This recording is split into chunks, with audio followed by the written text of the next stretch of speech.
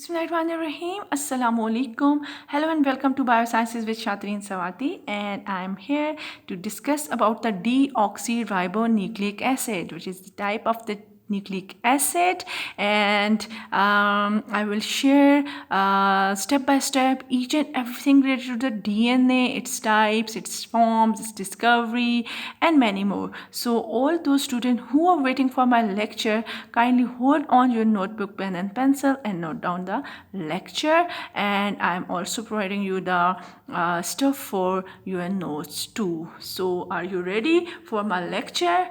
Okay, I will discuss the discovery, the DNA structure and the properties in this lecture, and their types and forms and functions I will discuss in my next lecture. Okay, now first of all, nucleic acid.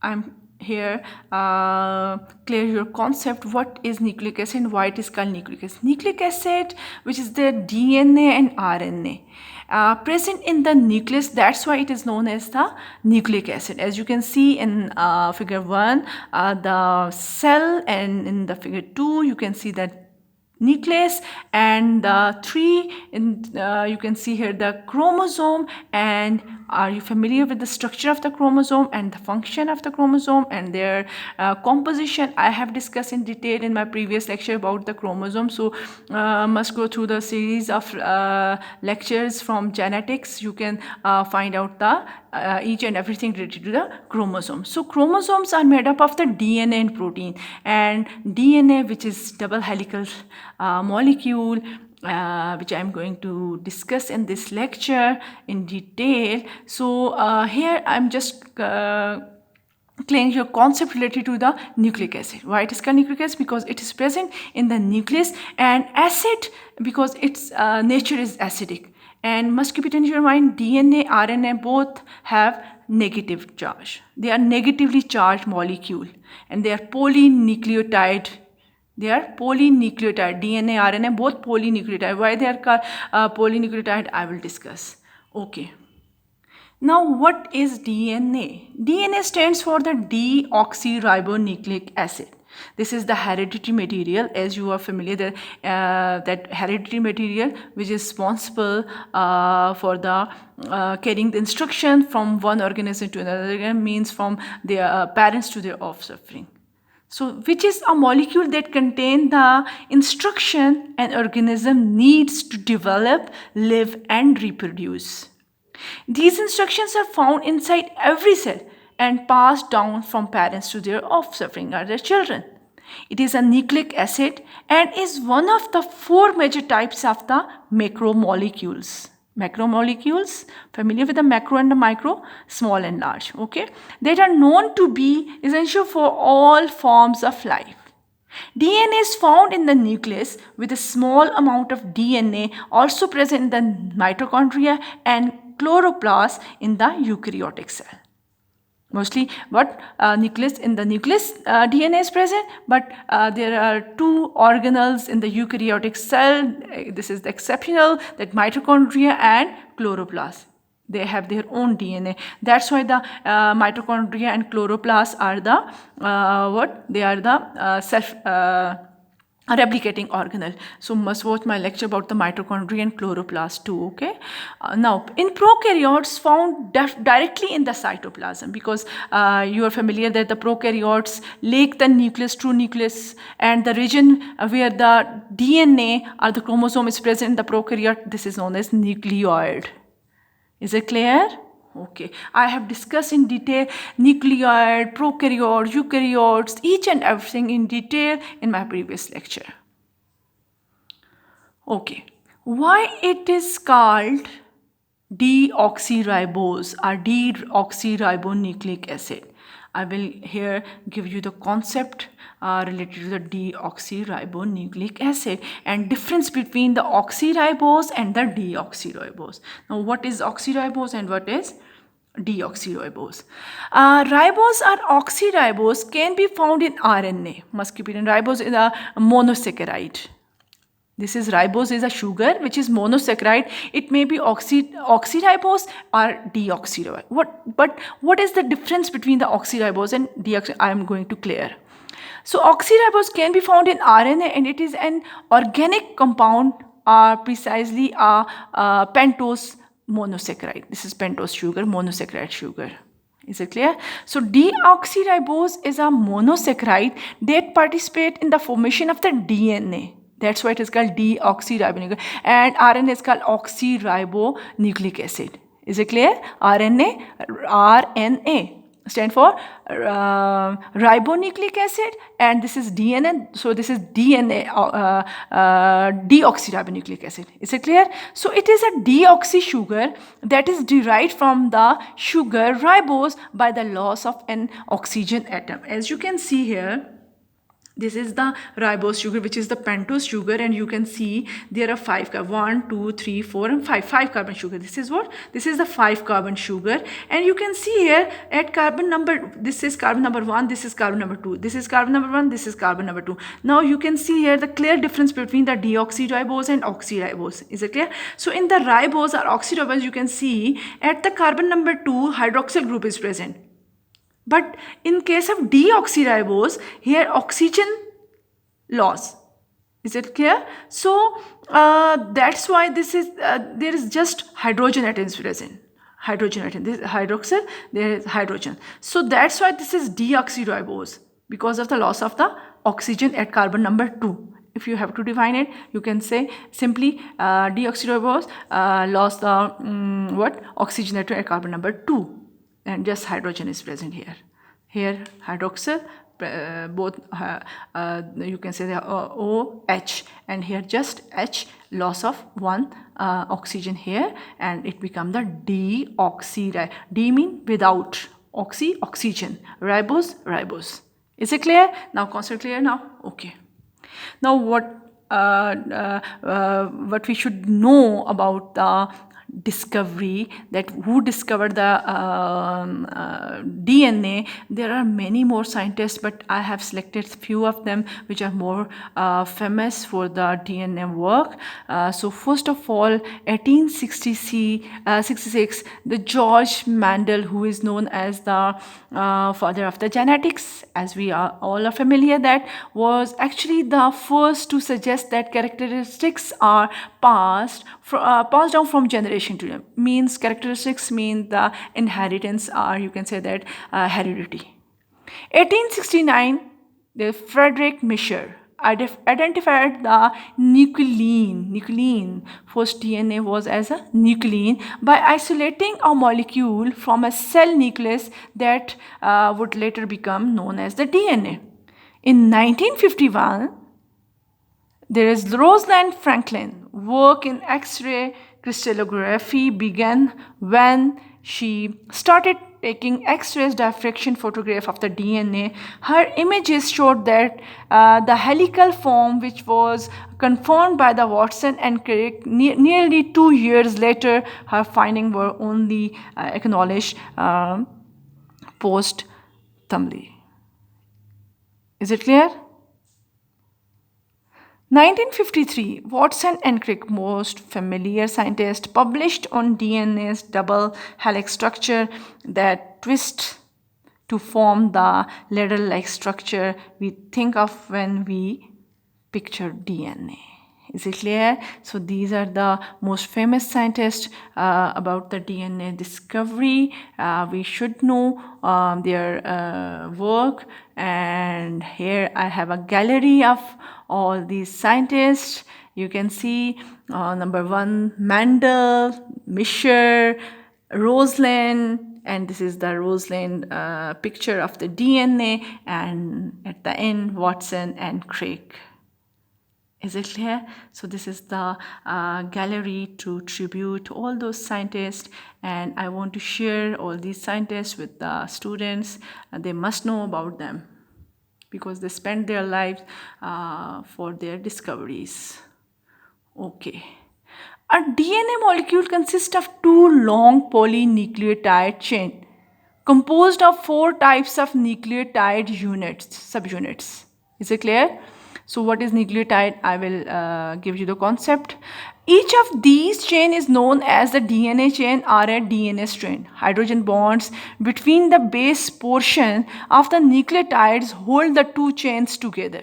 You can see here there are two long polynucleotide chains. Is it clear? And these nucleotide chains are twisted around each other, and these are made up of the nucleotides. And these nucleotides are of 4 types, which I'm going to share with you: adenine, guanine, cytosine, and thymine. And these two strands, which are the backbone of the DNA, are made up of phosphate and sugar. Is it clear? So I will share with you. Now the structure and the composition of the DNA. We should know, that is very important, very interesting. DNA is a double-stranded helix.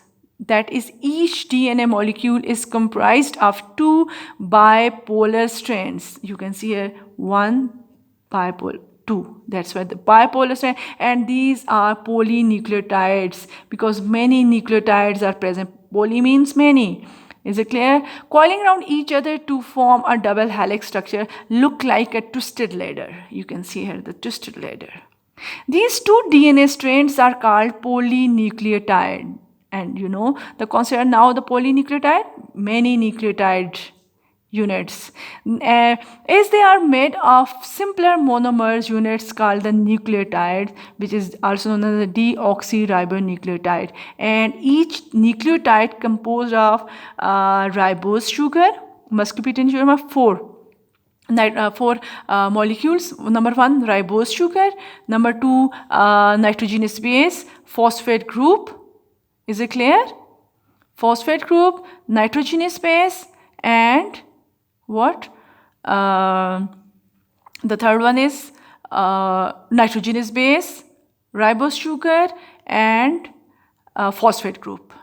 Is it clear? 3, sorry. Now, the 2 strands are held together by hydrogen bond and are complementary to each other. Now you can see here, this is the nucleotide, which can consist of the nitrogenous base, ribose sugar, and phosphate. This is the complete nucleotide unit, which consists of 3 groups. 1, nitrogenous base, sugar, deoxyribose sugar, and phosphate group. So 1, 2, 3, and many more nucleotides. These nucleotides on both strands are held together by the hydrogen bond, and they are complementary. They are guanine with cytosine. I will clear your concept later on. The shape of the helix is stabilized by the hydrogen bonding, and you can see here the hydrogen bonding is present between the 2. Is it clear? And there are also the hydrophobic interaction between the bases. These nitrogenous bases like guanine, cytosine, thymine, these are the nitrogenous bases. These are what? These are the nitrogenous bases. And these nitrogenous bases, which are 4 types nitrogenous bases, are they are hydrophobic to each other. So nitrogenous bases here, which are named as the nucleotide because of the attachment of the deoxyribose sugar as well as the phosphate group. The diameter of the double helix is 2 nanometer, and the double helical structure repeats at an interval of 3.4 nanometer, which correspond to 10 base pair. Is it clear? Each interval, you can say that each repeat has how many? 10 base pairs, and it is about 3.4 nanometer. Okay. The sides of the ladder are made of alternating sugar and phosphate molecule, while the steps of the ladder are made up of the nitrogenous bases. As you can see here, the steps are made up of nitrogenous bases.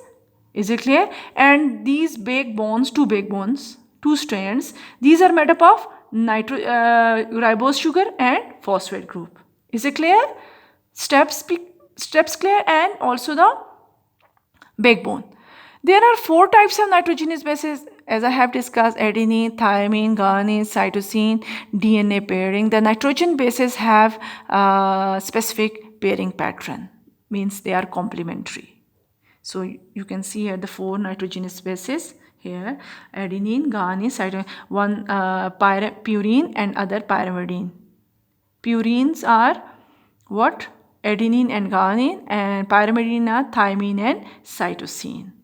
And if you are not familiar with the structure of the adenine guanine, so must watch my previous lecture about the nitrogenous bases.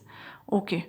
This pairing pattern occur because the amount of adenine equal the amount of thymine, because A with T. You can see here I am repeating again and again, A with T. So equal amount of adenine with thymine, which are held together by the hydrogen bond, and the backbone is made up of deoxyribose sugar and phosphate. The amount of guanine equal the amount of cytosine. Similarly, guanine equal to thymine, like adenine equal to cytosine with guanine and with adenine with thymine. So this is the complementary relationship. Is it clear? The pairs are held together by the hydrogen bond, as I have discussed. Okay. The deoxyribonucleotides are linked together by 3,5-phosphodiester bonds or linkage. You can see here, this is the nitrogenous base, this is the ribose sugar, and this is the phosphate group. And you can see this is the ribose sugar 1, 2, 3, 4 and 5. At carbon number 5, phosphate group is present. So one nucleotide attached with the other nucleotide at the carbon number 3. As you can see here, this is the chain of the nucleotide, which is polynucleotide, and you can see this is 1, 2, 3, 4, just suppose. This is carbon number 3 of one nucleotide, and this is carbon number 5 of other. So the bond between the carbon number 3 and carbon number 5 is known as the phosphodiester bond, because here why it is called phospho? Because phosphate is present. These two nucleotides are linked by the phosphate. So this is the phosphodi means two bonds, one with this nucleotide and other with this nucleotide. So this is the phosphodiester bond which is formed in the DNA. You can see here clearly, this is carbon number 3 phosphate, carbon number 5, because the phosphate is attached with the carbon number 5 of ribose sugar. Is it clear? So it makes the bond with the other nucleotide here. You can see. Now concept clear about this? Now here is something I want to share with you. The two strands are anti-parallel. You can see they here. This is from 5 to 3 direction, and this is from 3 to 5 direction, in order to maintain the stability of the DNA molecule. Is it clear? So at the 5 end, must keep it in your mind, phosphate group is present. But at the 3 end, hydroxyl group is present, OH group is present. Must keep it in your mind. These two strands are anti-parallel. Is it clear? Now these two anti-parallel strands, one strand in with 5, and here what? Phosphate group is present, and the other with the 3, and here is what? Hydroxyl group is present. Both are anti-parallel, in order to maintain the stability and the structure of the DNA. Is it clear? Okay. Now the concept about the deoxyribonucleotides and the phosphodiester bond clear? Okay. Now what is the phosphodiester bond? What does complementary mean? Now concept clear about that. This is in DNA and RNA, the phosphodiester bond is the linkage between, you can define it here as, and also draw this structure between the 3 carbon atom of one sugar molecule and the 5 carbon atom of the another deoxyribose in DNA and ribose in the RNA. Is it clear? So 5 and 3. So 1, 2, that's why diester. Because of the presence of phosphate, this is the phosphodiester, and you can define it. Okay. Now you can see here this nucleotides attach with each other, react with each other by the mechanism of condensation, and condensation is that mechanism in which water molecules releases. How the water molecule releases? Because here you can see the bond is when the bond formed between the two nucleotides, OH and H molecule releases and form the water molecule. and here just you can see OH here, OH here. So here you can see this O which form the bond between the two nucleotides. This phosphate O is attached here, and OH and H releases from here which form the water. This is the condensation mechanism, condensation reaction. Okay, what does complementary mean? The complementary of the strands are due to the nature of the nitrogenous bases. The base adenine always interact with the thymine, as I have cleared, on the opposite strands, and we get two hydrogen bonds. You can see here the adenine with thymine and the cytosine with guanine. So this is the complementary relationship between the opposite nitrogenous bases, or you can say the nucleotides, which are on opposite strands of the DNA. And both these strands are antipolar, muscular, negatively charged DNAs and RNA. Both are negatively charged, and the DNA is double helical structure, double stranded, and these two strands are antiparallel. One strand is with the 5 and the other with the 3. So you can see here, in order to maintain the stability and the structure, and the 5 at the 5 end phosphate group is present, and at the 3 end hydroxy group is present. I hope so the concept about each and everything related to the structure of the DNA will be clear upon you people. And if you have any questions still, you can ask and write in the comment box. Thank you very much. I will be back with my next lecture.